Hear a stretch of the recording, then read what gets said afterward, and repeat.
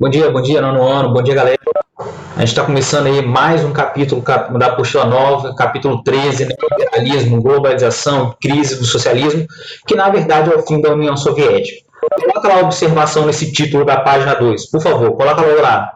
É o fim da União Soviética. Por quê? O neoliberalismo, que é o capitalismo, vai vencer, a globalização vai unir os mercados, e isso vai começar a ser feito na década de 70 para 80, quando justamente a União Soviética vai começar a se dissolver. Ou seja, vai ser a vitória do capitalismo. Depois a gente vai ver, cena dos próximos capítulos. Mas esse capítulo, na verdade, ele vai começar, bom dia, Lila, falar sobre o fim da União Soviética, a vitória do capitalismo sobre o socialismo. Então, na verdade, esses capítulos são dois conteúdos em um, ok? E eu sei que o professor Enzo já trabalha um pouco com vocês isso, trabalha muito. Então, eu vou ficar mais nessas coisas da história, como que aconteceu, se desenrolou, que é o mais interessante para mim, a queda do Muro de Berlim e a nova ordem mundial, né? Que é essa ordem que nós vivemos. Tá aí a capa, neoliberalismo em várias línguas. Só que antes de começar o neoliberalismo, nós temos que lembrar a base que é o liberalismo, que é a matéria do ano passado. Lá no século XIX, as ideologias, liberalismo contra o socialismo, anarquismo, doutrina social da igreja. Então, nós temos que lembrar a base que é o liberalismo. Agora, fala para mim, alguém lembra o que é o liberalismo? Ah, e só para relembrar, enquanto vocês estão respondendo aí, coloca sim ou não no chat para mim ter uma ideia de quantos não lembram. Se não lembra, coloca não. Se lembra o que é liberalismo, sim. Relembrando que tem trabalho para fazer, liberado desde hoje de manhã cedo, sobre a dissolução das repúblicas lá do leste europeu, depois da queda da União Soviética. Tem o caso da Chechênia, que é a pesquisa aí da apostila, ou então você pode fazer da Iugoslávia ou algum outro país que você escolha, que era uma ex-república da União Soviética, ok? Como sempre, o nono ano participativo, liberalismo econômico, liberalismo político e econômico. Alguém lembra do conceito de liberalismo político e econômico? Todo mundo lembra? Sim ou não? Então eu vou passar batida, hein? Então vamos lá. Professor, o que é neoliberalismo? Que é o primeiro conteúdo aí. Neo quer dizer novo. Liberalismo é o novo liberalismo. Pronto. Aí eu coloquei até um termo entre aspas aí para você tentar localizar no tempo e história, que é o liberalismo modernizado. Por quê, professor? Porque o liberalismo, o neoliberalismo, é a herança do liberalismo do século XIX. No século XIX, vieram os fisiocratas, e depois veio um cara muito importante chamado Adam Smith, que escreveu Riqueza das Nações, e ele desenhou o modelo capitalista, vamos dizer assim, né? Ele delineou o modelo capitalista.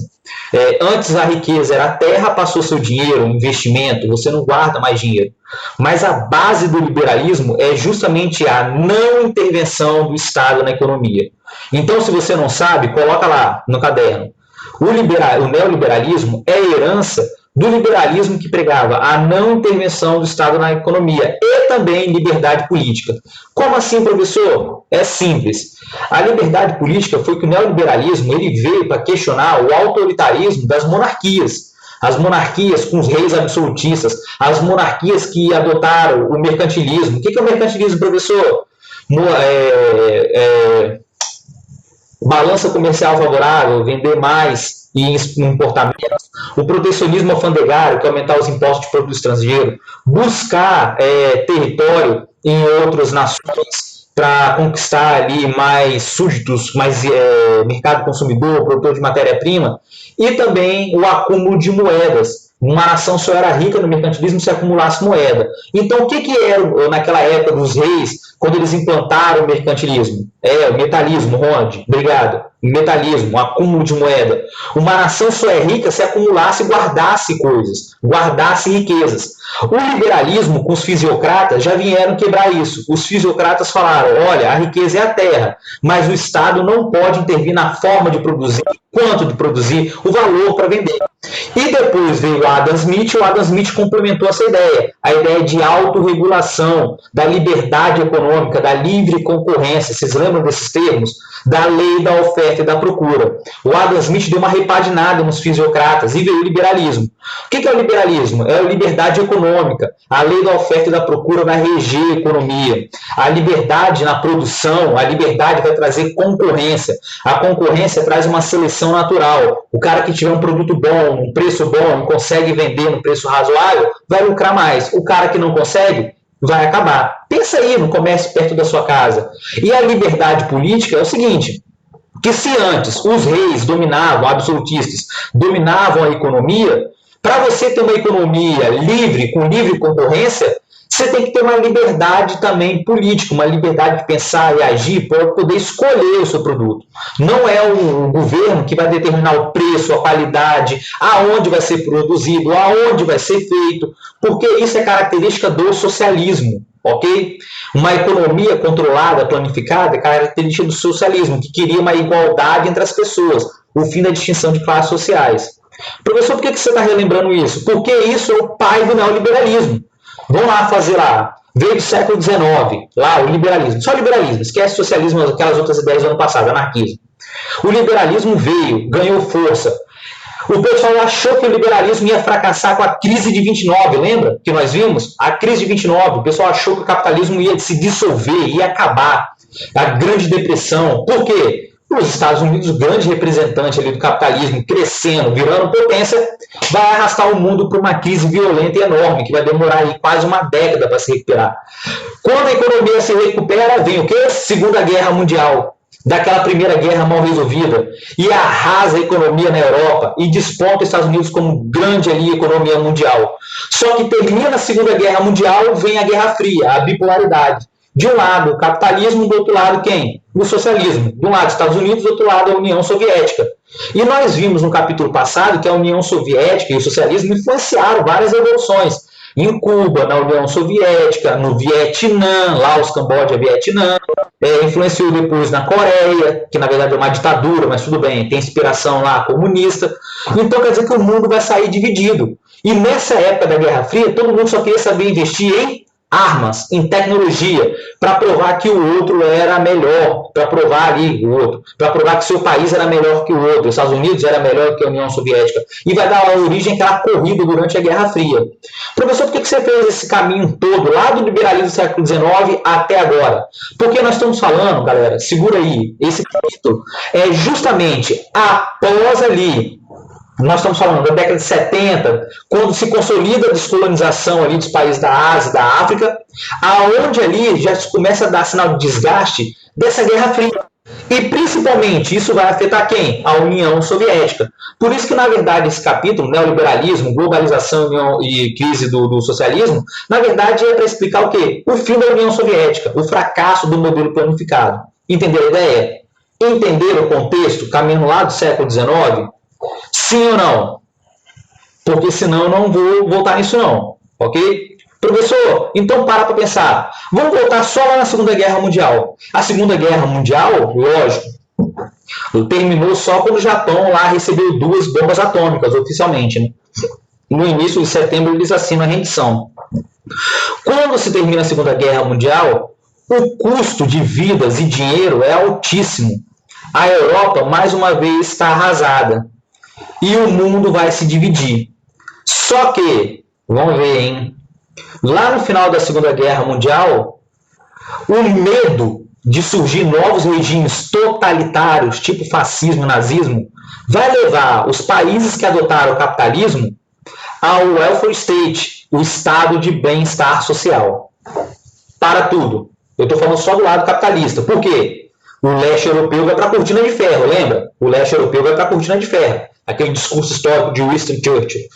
Mas beleza, o lado capitalista, que vai se recuperar com o plano Marshall, e no leste europeu vai ser o plano lá, o Comecon, o lado capitalista, o lado ocidental, vai adotar o estado de bem-estar social, ou chamado de welfare state. Para tudo agora, nono ano. Para de viajar. Se você está sentado aí olhando para o tempo, se você está aí dormindo, senta. Alguém lembra para mim o que é o welfare state? que foi criado, na verdade, lá depois da crise de 29, na recuperação dos Estados Unidos, mas vai ser aplicado na Europa. O que é o welfare state? O estado de bem-estar social, que vai se popularizar após a Segunda Guerra Mundial. Diz aí para mim, quem lembra?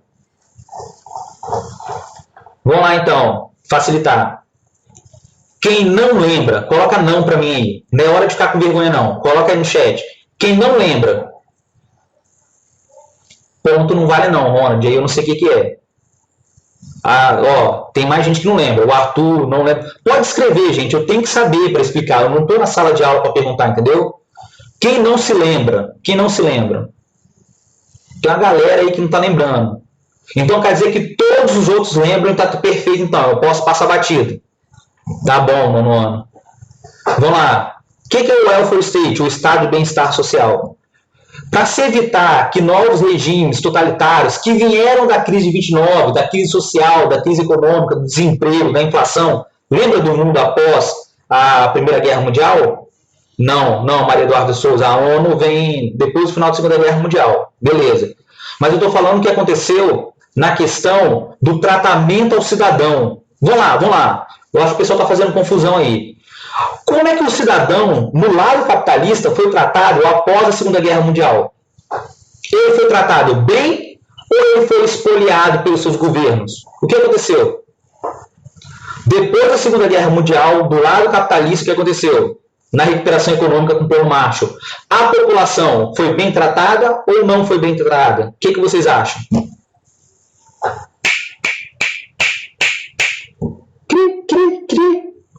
Galera, vamos lá. Após a Segunda Guerra Mundial, os governos, principalmente capitalistas, tinham medo que se surgisse novamente regimes totalitários. Regimes ali que tomariam o poder de assalto e trariam aquelas ideias nacionalistas, aquelas ideias discriminatórias. E a população, muitas vezes, poderia passar por uma crise econômica, e essa crise econômica trazer de novo miséria, pobreza, desemprego, tipo a Alemanha antes da guerra. Lembra da Alemanha antes da Segunda Guerra Mundial? Ou então a Itália? O combustível que veio para Hitler e Mussolini foi a pobreza, a miséria, a desordem e o caos. Para evitar isso, o lado capitalista resolveu criar a ideia da welfare state, ou política do bem-estar social, que começou nos Estados Unidos e se espalhou também pela Europa. O que é isso? O alto investimento público a fim de evitar novas crises econômicas, como a de 29, que levou o mundo à Grande Depressão, e o surgimento de regimes totalitários que arrastou o mundo para a guerra. Professor, o que é esse alto investimento? Eu não sei, eu esqueci. Pega agora e anota, puxa a setinha embaixo. Era você investir no cidadão na saúde, na segurança, aumentar os salários, você estabelecer jornadas de trabalho boas, criar a previdência social, seguro-desemprego, a licença saúde, licença maternidade, essas coisas que nós temos hoje, começou a ser discutida. Por quê? Principalmente a previdência social, o sistema de previdência, né? O sistema de previdência era para que, no caso de uma crise, a população tivesse como ali se manter durante pelo menos alguns meses, algum tempo. É o que acontece quando o pessoal é demitido hoje. Você recebe lá 3, 4, 5, 6 meses até você se restabelecer no mercado de trabalho. A ideia era, se a população estiver satisfeita, a população estiver ali com seus direitos garantidos, ela não vai apelar para regimes autoritários e violentos, tipo nazismo e fascismo. Ligou o nome à pessoa agora? Entendeu o que é o welfare state? Professor, então para pensar. O que vai acontecer do lado capitalista? O IDH, sei lá, vamos falar melhor, a qualidade de vida. Vamos lá, qualidade de vida. A qualidade de vida do lado socialista, principalmente nos países europeus que vão adotar o welfare state, não é todo mundo que adota, vai aumentar, vai melhorar. Só que tem um problema que eu já tinha comentado com vocês no início do ano. Para você manter essa política, um governo manter essa política, vai gastar muito ou vai gastar pouco? Pensa comigo. Para você manter saúde, educação, previdência, salário atualizado, a população recebendo muitos benefícios, ficando satisfeita com o governo. O Estado, o governo, tem que gastar muito mesmo. Só que quando o socialismo começa, olha só o contexto, Isso vai ficar do final da Segunda Guerra Mundial até mais ou menos a década de 70, uns 30 anos mais ou menos. Tem países que até hoje tem o welfare state, países europeus. Mas a verdade é que à medida que essa ideia também do welfare state, isso era mantido pela Guerra Fria. Por quê? Porque a qualquer momento havia esse medo de começar uma onda socialista nesses países em crise. Olha só, relembrando a Segunda Guerra Mundial. Se os países lá tivessem a população insatisfeita, imagina, talvez uma onda socialista poderia varrer esses países que não tinham welfare state. Então quer dizer que a Guerra Fria também sustentava essa política de bem-estar social. Vocês entenderam? O medo do socialismo de avançar no capitalismo, do lado capitalista, sustentava essa política de welfare state, da política do bem-estar social. Nós já passamos por isso. Lembra dos Estados Unidos, daquelas propagandas do Natal, do carro, da casa, que vieram ali, os eletrodomésticos, que vieram ali sendo estimulados pela propaganda capitalista. Olha, você é feliz consumindo. E até hoje isso acontece. Só que tem um problema. A União Soviética vai começar a dar sinais de desgaste. A corrida bélica, aquela insustentável para destruir um outro, o investimento em tecnologia, espionagem, isso exigia muito investimento também. E a União Soviética, com aquela economia planificada, com a economia controlada, com a produção, valor controlado, vai começar a dar sinal de desgaste. É aí que vem o neoliberalismo. Professor, o que é o neoliberalismo? Vai ter que se repensar o liberalismo. Vai ter que se repensar o welfare state, vai ter que se repensar os investimentos no cidadão. E é aí que o neoliberalismo nasce. Neo quer dizer novo, e liberalismo quer dizer o quê? É o capitalismo, é a ideia de liberdade econômica. Os governos, qual é a grande sacada? Se quiser botar aí embaixo dessa seta onde eu coloquei, vem daí o neoliberalismo, coloca a seguinte pergunta para você entender. Para imaginar.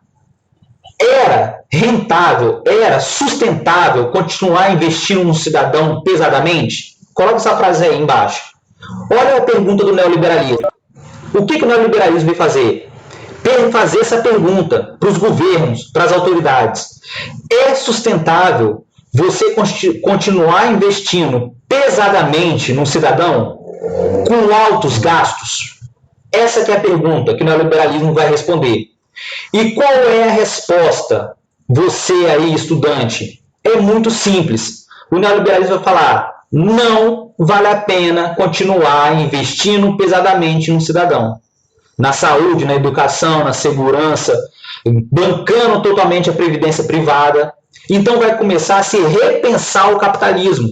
Aquele liberalismo que era só o liberalismo da lei da oferta e da procura, da concorrência, que sustentou durante muitos séculos, 2 séculos, as nações capitalistas, que quase levou o mundo para a crise de 29 e acabou com o capitalismo, que se recuperou antes da Segunda Guerra Mundial, que implementou o welfare state, a política de bem-estar social, com consumo elevado, com excelente qualidade de vida, vai se desgastar. Do mesmo modo que do lado socialista, o modelo de economia planificada vai se desgastar, do lado capitalista, esse modelo de investimento altíssimo na população para garantir um consumo, um bem-estar, uma vida de qualidade, também vai chegar ao fim. Então, vai ser necessário se repensar a forma do capitalismo. Daí que vem o neoliberalismo. Para tudo. Antes da gente passar para a próxima aí. Professor, qual é o regime que nós vivemos, ou pelo menos 90% dos países do mundo vivem? Nós vivemos no neoliberalismo. Ponto. Não é no liberalismo. Nós vivemos hoje no neoliberalismo. Professor, mas o que é o neoliberalismo? Segura. Vamos ver se vocês vão concordar até o final da aula. Abre para mim lá na página 4, para vocês verem a famosa Dama de Ferro. Ok? Iron Maiden, a Dama de Ferro. Vê lá a Margaret Thatcher, primeira-ministra da Inglaterra. Tem também, a apostila também deveria trazer a figura de Ronald Reagan, que é o presidente americano, que vai implementar as ideias neoliberais. Professor, o que são as ideias neoliberais? Coloca isso lá em caixa alta, grande, imenso. Na verdade, a política neoliberal basicamente vai retirar muito do que o cidadão tinha, vai retirar muitos benefícios e vai implantar a ideia do Estado mínimo. O nosso governo atual no Brasil está tentando implementar a política do Estado mínimo com as privatizações. Como, professor? Se antes o Estado tinha que investir em várias áreas da sociedade para garantir uma excelente qualidade de vida, Margaret Thatcher, que é a dama de ferro, ficou conhecida na história, e Ronald Reagan vão começar a repensar o capitalismo porque a União Soviética está caindo. Então, para que eu vou continuar com a corrida armamentista? Para que eu vou continuar investindo no cidadão? O socialismo não é mais uma ameaça. Calma, cena dos próximos capítulos. Depois a gente fala sobre a crise do socialismo. Professor, então vamos lá. Tanto na economia quanto na política, vai prevalecer a ideia do Estado mínimo. Professor, o que é Estado? Estado é governo. Se você chegou no 9º ano sem saber, olha lá, hein? Estado é governo. Então vamos traduzir. Tanto na economia quanto na política, teve que se repensar o papel do Estado, do governo. Diminuíram a sua presença. O Estado deveria exercer a menor influência possível.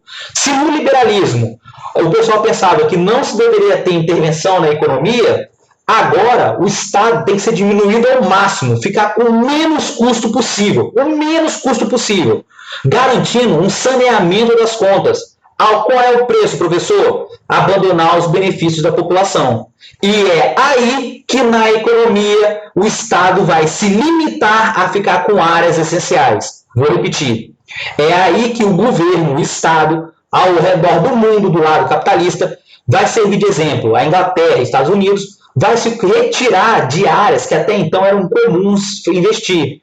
O Estado vai ficar somente com áreas essenciais, áreas que vão garantir a sua permanência no poder. Quais são as áreas essenciais que o Estado fica, que o governo fica? A defesa e a segurança pública. Professor, por que no Estado mínimo o governo fica com o exército e a polícia na mão, as forças armadas e a polícia? Porque se ele for tomar um golpe ou tiver protesto da população, o braço armado do Estado é quem para reprimir? Ninguém é bobo. Entenderam? Sim ou não? Fala para mim, entendeu ou não? Galera, responde. Eu sei que tem gente que está no celular que não consegue, mas eu quero saber se você entendeu, porque são só as mesmas pessoas que falam comigo. Sim ou não? 9º ano, você entendeu? Ou ficou com dúvida? Acho que sim, não, Maria Eduarda Santos. Se você tiver dúvida, é obrigação para o professor tirar. Fala comigo se você tiver dúvida. Quem quer que volta? Galera, não precisa ter vergonha. Quer mandar no privado? Manda. Professor, eu não entendi. Volta a ideia do Estado mínimo. Ok? A gente está indo para a década de 70 e 80. Ronald, a gente está na década de 70 e 80. Ok? Caminhando para o fim. Olha só, vamos lá. Teve gente que ficou com dúvida. Corretíssimo, tem que perguntar. Vamos lá. O neoliberalismo vai diminuir aquela ideia do liberalismo. Se o liberalismo antes falava que era não intervenção do Estado na economia, o Estado mínimo vai se retirar para aquilo que é somente essencial. O que é essencial para a manutenção do Estado, para o governo? Ter as forças armadas na mão e as polícias. É isso que o Estado quer investir no neoliberalismo. Ele não vai investir mais em áreas que para ele gera gasto. Quais são as áreas que geram gasto e não tem retorno para ele? É a saúde, é a educação, é o transporte, é a comunicação, a exploração de combustíveis. Professor, o que o governo faz então com essas outras áreas? Raciocina comigo. Estado mínimo. Eu só invisto naquilo que é essencial para a manutenção do meu poder, que é a defesa e o território. Por que o governo fica com a defesa e a segurança pública?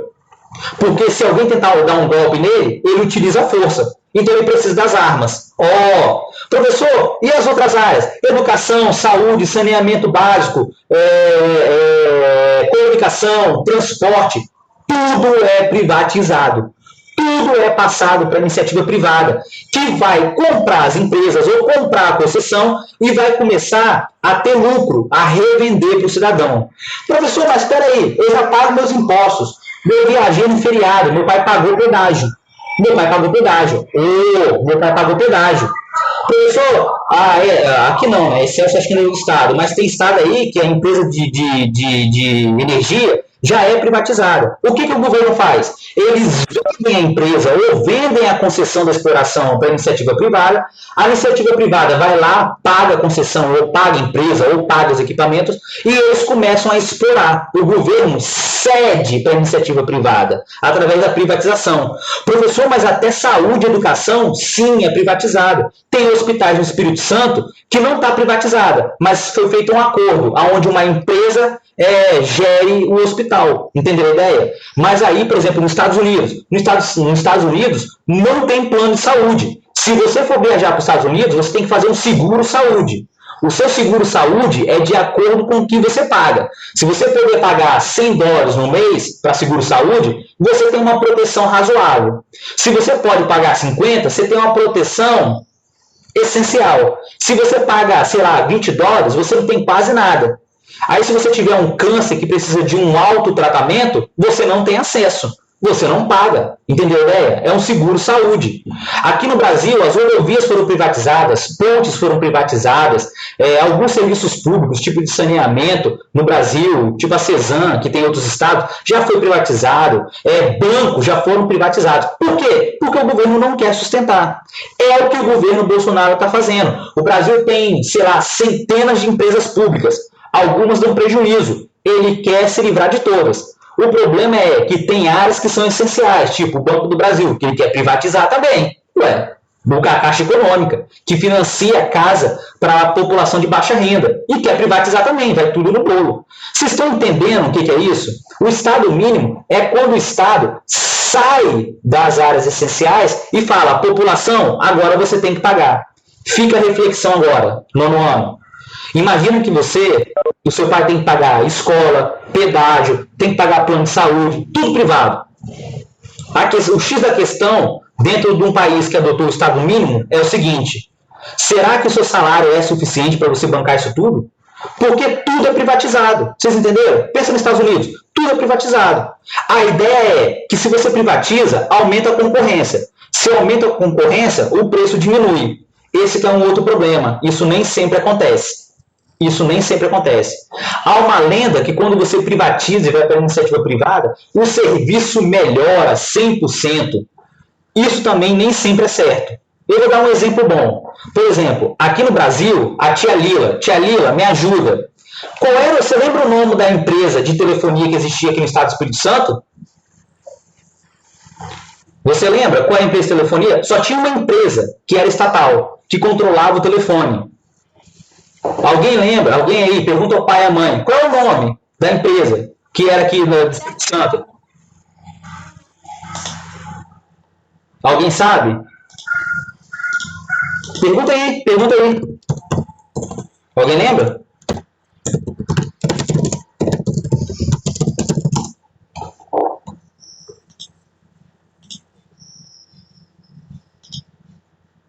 Opa, alguém respondeu, hein?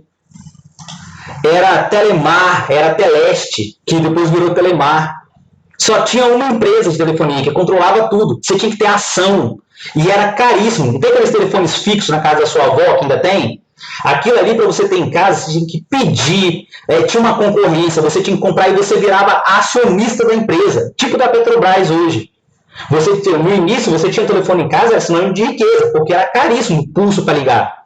Só que depois ela foi privatizada. Aí ela vai virar a que é hoje, né? Vai virar a Oi, a Vivo, a Claro. Então teve um lado bom. Tá, professor, mas o serviço deles não são bons hoje, que foram privatizados. Beleza, mas aí são outros 500.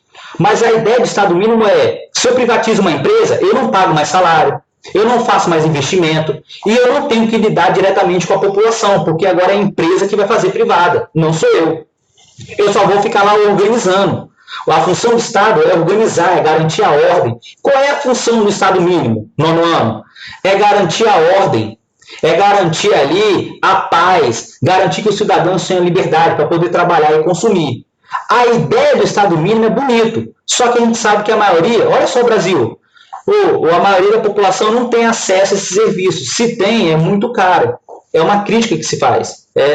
Até hoje tem gente que tem ações da Telemar, da Teleste, que não valem nada, que estão no Banco Rural, se eu não me engano, o Itaú comprou. E o pessoal, antigamente, tinha gente que tinha ações que era rica. Se você vendia, comprava telefone com preço de carro. Hoje não existe mais isso. Acabou, concorrência. Professor, então para pensar. A partir de agora, o Estado mínimo, ele vai passar só ao controlar a segurança pública interna, passar a controlar as forças armadas, ameaças estrangeiras, só vai organizar, garantir a organização ali do governo, garantir a paz, garantir ali que as pessoas possam ir e vir livremente. Essa que é a ideia do Estado mínimo. Professor, mas isso não acontece no Brasil. Tá, são outros 500, ok? São outros 500. Nem todo mundo conseguiu aplicar o Estado mínimo completamente. Professor, e qual é a ideia? Que o Estado mínimo é a mãe da globalização. Professor, o que é globalização? Fala para mim aí, quem viu a aula do tio Enzo, o que é ser global? O que é globalização? Ah, professor, ser global é trabalhar na Globo. É sim. O que é globalização? O que é globalização? Tá, o Ronald colocou para mim, é a conexão de mercados mundiais. Professor, como é que você conecta o Estado mínimo à globalização? Vamos lá. Como é que você conecta a globalização ao Estado mínimo? Galera, a partir de agora, as empresas não vão precisar mais ser fiéis a nenhum país. Se uma empresa americana quiser comprar uma empresa na Coreia do Sul, pode. Se o chinês quiser comprar aqui uma área no Brasil para investir, pode.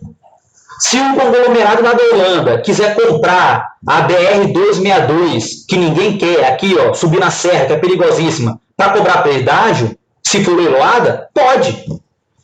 Acabou-se as fronteiras. O que é globalização? Não tem mais fronteira. Se você está falando que no Estado mínimo você pode privatizar o que quiser, se você tem que encontrar comprador aonde tiver. Nossa, essa frase ficou legal, eu não pensei nisso, foi explicando. Mas beleza, vamos lá então. Para pensar, se você quer privatizar, você está no Estado mínimo, você quer privatizar e você tem que vender para qualquer pessoa que quer comprar. É isso que é Estado mínimo. É aí que vem a globalização. Lembra, eu estou sempre lembrando, a União Soviética está se dissolvendo, ela está acabando. E nesse acabar, o Estado mínimo, o capitalismo vai vencendo. Então o neoliberalismo vai começar a se espalhar para o mundo, inclusive nas ex-repúblicas da União Soviética, que nós vamos ver como é que acabou. Galera, agora se o pessoal lá do Vietnã quiser comprar aqui a Cezanne, pode. Desde que ela assine o contrato, se comprometa a prestar o serviço, pode. Quem administra aí a rodovia é a Eco 101 no Espírito Santo. A parte da Petrobras já foi privatizada por capital estrangeiro. Tudo bem, não tem problema, desde que se comprometa. Alguém já viu alguém privatizar as Forças Armadas? Alguém já viu falar em algum país? Pesquisa aí, privatização das Forças Armadas, privatização da segurança. Tem gente que fala, tem que privatizar os presídios. Um tempo atrás, galera, vocês são bem mais jovens, né? Mas um tempo atrás, os presídios do Espírito Santo eram horríveis. O que foi feito? Fez uma parceria com público e privado para melhorar a administração. E teve gente que defendeu a privatização do presídio. Professor, mas como é que lucra em cima de presídio? A empresa vai contratar o guarda, vai fazer alimentação, vai informar tudo, vai pedir a fuga, vai ressocializar o preço, e o próprio governo vai pagar uma taxa, ou então vai privatizar e vai receber os impostos, parte dos impostos. Ponto. Deu certo? Não foi privatizado. Mas o pessoal pensou em privatizar presídio e iniciativa privada, para acabar com rebelião, com revolta, para acabar com fuga. Professor, então você pode privatizar tirando a segurança pública e as Forças Armadas, tudo. Mas, olha só, o negócio é tão doido no neoliberalismo que, por exemplo, chegou aí o caça-gripen no Brasil. O caça-gripen foi feito no Brasil? Não. Ele veio da Holanda, foi montado lá na Holanda. Técnicos brasileiros estão lá para ir aprender. Os próximos vão ser montados no Brasil. Metade tecnologia brasileira, metade estrangeira. Globalização. O caça que é do Brasil foi feito na Holanda. Só que o motor, se eu não me engano, o motor vem dos Estados Unidos ou da Inglaterra. Entenderam a ideia? É globalização. Se você coloca a ideia do Estado mínimo, agora a economia mundial é interligada. Qualquer um pode investir em qualquer lugar. Outra frase legal. Qualquer um pode investir em qualquer outro lugar. Desde que esteja lá privatizado e o governo estabeleça as regras, você vai lá e arremate. Você compre. Acabou as barreiras comerciais. Acabou. Se antes os americanos produziam lá o tênis Nike dentro dos Estados Unidos para exportar, agora o algodão vem do Brasil, Agora a fábrica pode ficar aqui na Bolívia, a logomarca pode ser feita aqui no Brasil e exportada para o mundo inteiro. A globalização é a derrubada dos muros econômicos, é a derrubada daquelas entraves, das ideias nacionalistas de para gerar emprego, os Estados Unidos têm que fazer os produtos lá dentro. Quem disse, galera? Coca-Cola não está lá. Perto de vocês aí tem a Coca-Cola. Aonde fica a fábrica da Coca-Cola?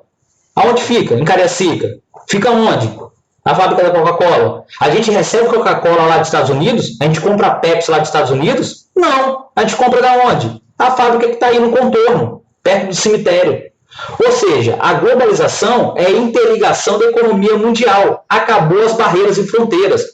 Por que isso vai ser possível? Com a queda da União Soviética. Nós vamos ver. Qualquer empresa pode adquirir áreas essenciais de qualquer país. Bem como ela pode participar da produção de mercadorias em qualquer país. E também explorar a mão de obra. Ou seja, acabou.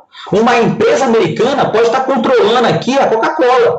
Quem disse que o dono lá da Coca-Cola, ou o conglomerado lá, não está com as câmeras ligadas vigiando o pessoal aí que está produzindo a Coca-Cola?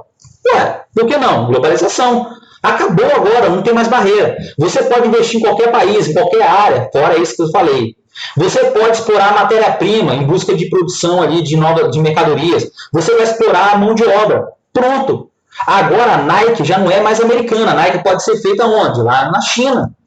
Os call centers, galera, página 5. Abre lá na página 5. Você sabia que esses call centers, de você fazer reclamação de produtos nos Estados Unidos e na Inglaterra, não estão lá? Por quê? Porque a Índia foi colonizada, como nós vimos pelos ingleses. Então, parte da população indiana fala inglês sem sotaque. Eles são treinados para falar sem sotaque. Às vezes, quando um americano liga para reclamar de alguma coisa, ele acha que está falando com a central de atendimento, muito engraçado, lá nos Estados Unidos. Só que você está falando lá na Índia. Olha só que maneiro, lá na Índia. Pega aí uma etiqueta do seu produto, do seu tênis, do seu chinelo, ou então aí, que tem descrevendo, e vê de onde vem o produto. Galera, isso aqui, ó, celular. A gente acha que o celular, quando a gente compra o celular importado, lá nos Estados Unidos, eu viajei para os Estados Unidos, comprei um iPhone novo, que está na moda aí, está chegando, iPhone novo. Aí você desmonta o iPhone, você descobre que a placa foi feita em Taiwan, a bateria veio da China, as matérias-primas vieram do Brasil e só foi montado lá, ou então foi montado aqui no país sul-americano.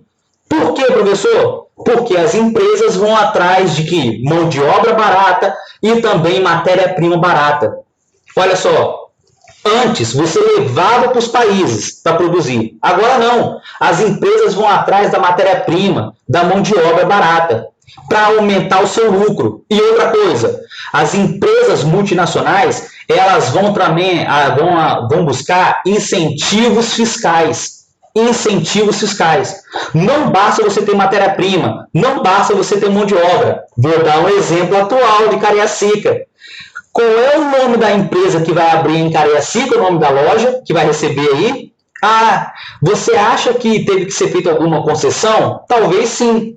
Então, para pensar. A empresa busca mão de obra barata, então vai procurar os países periféricos. Lá na Ásia, na América Latina, na África. Vai buscar matéria-prima, que está nesses países, na Ásia, na África, na América Latina. E vai buscar também incentivo de governo. O governo que diminuir os impostos sobre a empresa, leva a empresa. Entenderam a ideia? Ninguém é bobo. Por que a Coca-Cola está ali? Está gerando emprego. Mas de repente está pagando poucos impostos. A Vale do Rio Doce, de repente, está gerando milhares de empregos aqui no Espírito Santo, mas está pagando um imposto que não é condizente com a empresa. Está pagando, mas não é condizente. Entenderam a ideia? E as empresas se estabelecem nesses locais.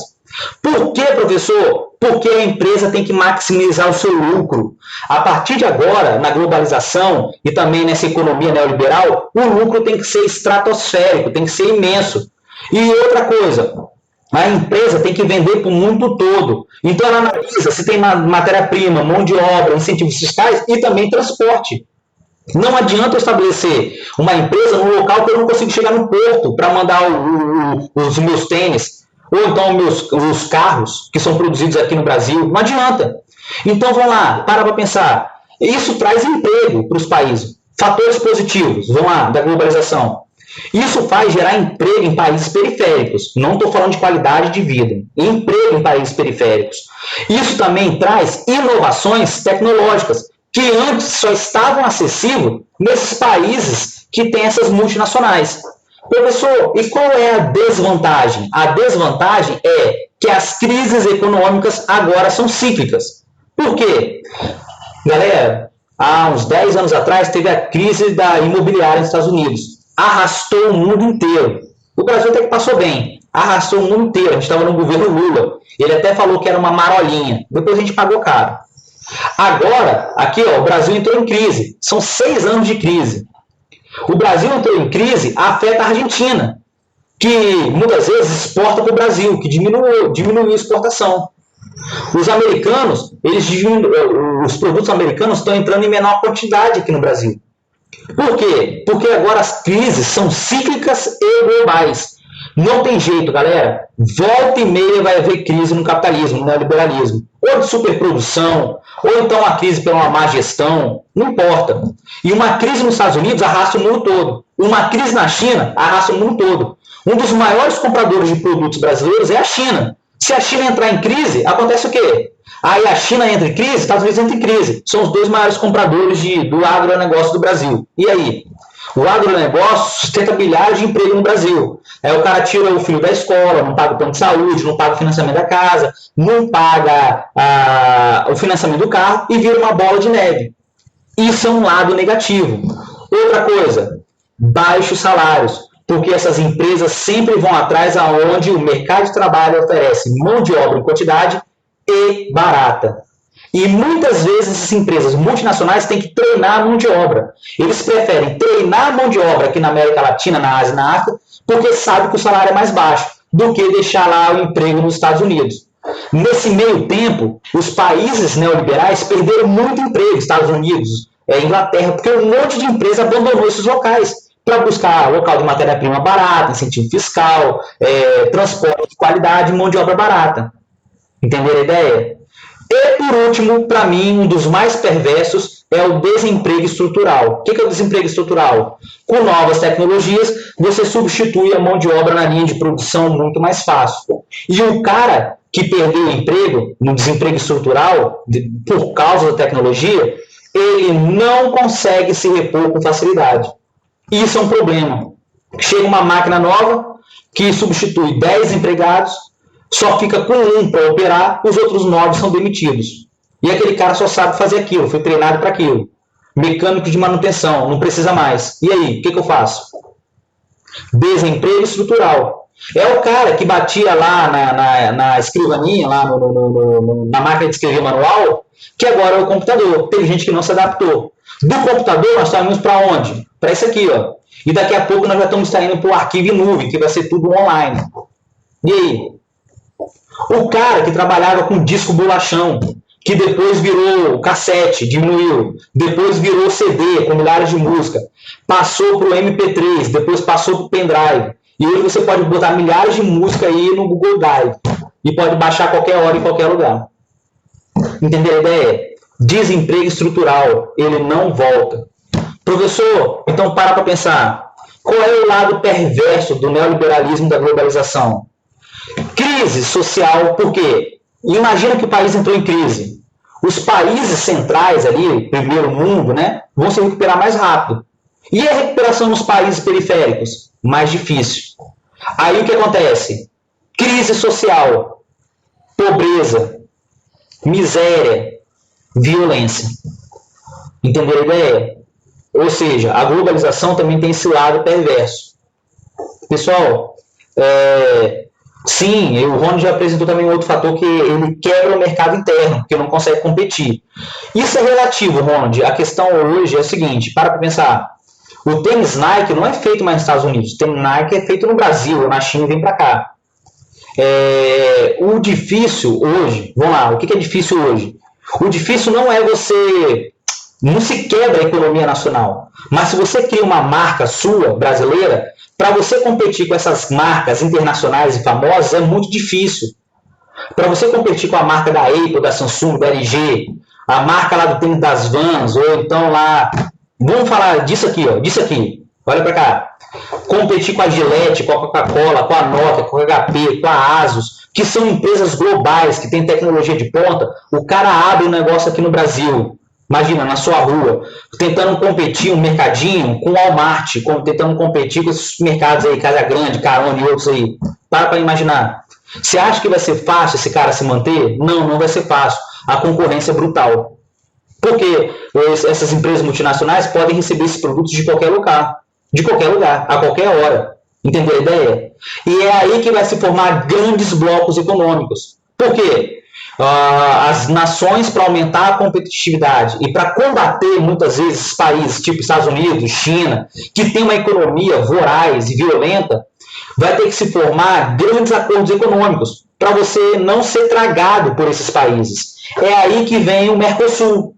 Não tem o Mercosul, que está aí para acabar, que Bolsonaro não gosta? O Mercosul foi criado para criar um mercado comum na América Latina para combater a influência americana e europeia. Mas aí o Mercosul está ficando de lado. A Europa, para enfrentar os Estados Unidos, fez o quê? A zona do euro, né? Não foi a União Europeia? Aí, ó, fez a União Europeia para tentar combater quem? Os Estados Unidos. E assim vai acontecendo. Entenderam a ideia? Professor, então para pensar.